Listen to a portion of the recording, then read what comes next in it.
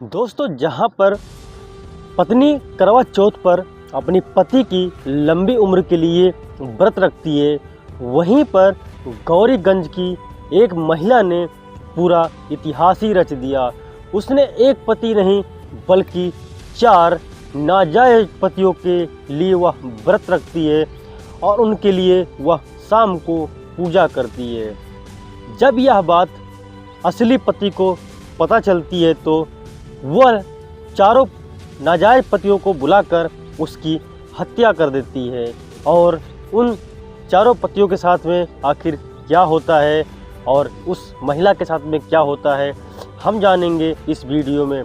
दोस्तों, वीडियो में आगे बढ़ने से पहले हमारे चैनल को सब्सक्राइब कर वीडियो को एक लाइक कर देना।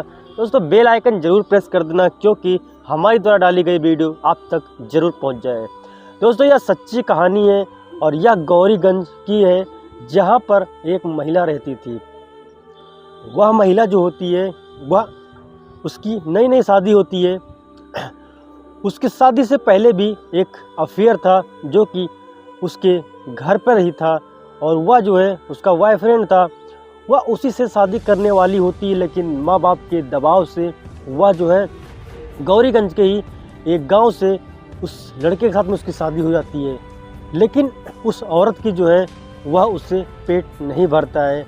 वह जो होती है वह अलग अलग मर्दों से संबंध बनाना चाहती है, लेकिन बीच में उसका असली पति रोड़ा बनता था। एक दिन की बात है, जब वह अपने मायके जाती है और मायके जाने के बाद उसके साथ में उसका पति भी जाता है।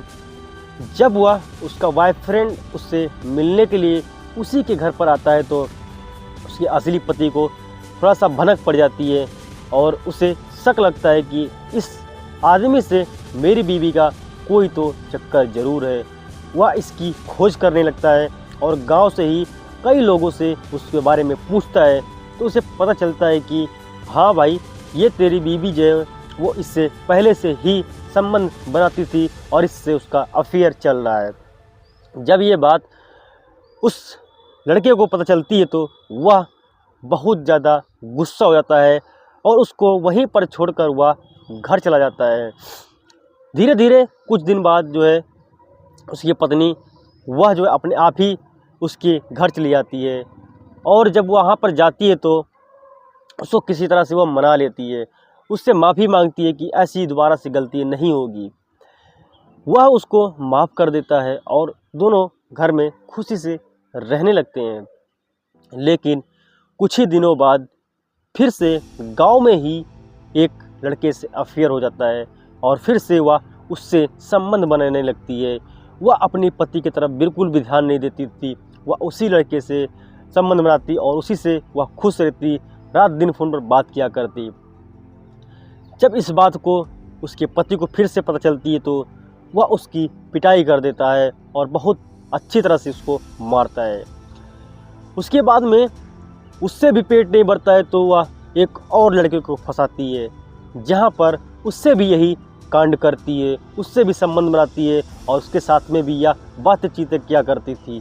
एक हो गया, 2 हो गया, एक फिर से कुछ महीनों बाद वह दोबारा से एक और लड़का आता है, जहाँ पर उसको मिलाकर 3 लड़के एक ही गांव में हो जाते हैं।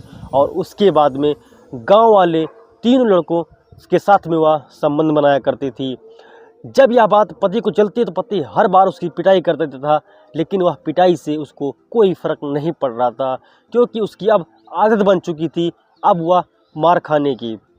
वह तीनों लड़के साथ में आराम से वह जो है संबंध बनाती और उसके साथ में खुश रहती थी। लेकिन एक दिन एक चूड़ी वाला आता है और वह जो होता है गांव से करीब 2 से 3 गांव छोड़कर होता है। वह उससे भी वह फंस जाती है और उसके साथ में भी संबंध बनाने से मजबूर हो जाती है। वह जो है अब उसी से गांव के आसपास के 4 लड़कों से संबंध बना रही थी। 5वां जो था उसके मायके में था। दोस्तों, ये 5 लोग जो होते हैं अब आपस में दोस्त बन जाते हैं, और ये 5 होते हैं और वो जो होती है अकेली होती है, लेकिन वो 5 को एक साथ हैंडल कर रही थी। लेकिन पति को इस बात की बिल्कुल भनक नहीं पड़ी। जब इस बात का खुलासा करवा चौथ के दिन होता है और जब वह सभी के लिए व्रत रखती है तो पति को यह बात पता चल जाती है और उसके बाद में वह जो है उस पर मारपीट करता है उसके साथ में। उसके बाद महिला जो है गुस्सा होकर उन सभी लोगों को फ़ोन करती है कि इस आदमी को आज ख़त्म ही कर देना है, क्योंकि यही हमारे बीच में रोड़ा बन जा रहा है।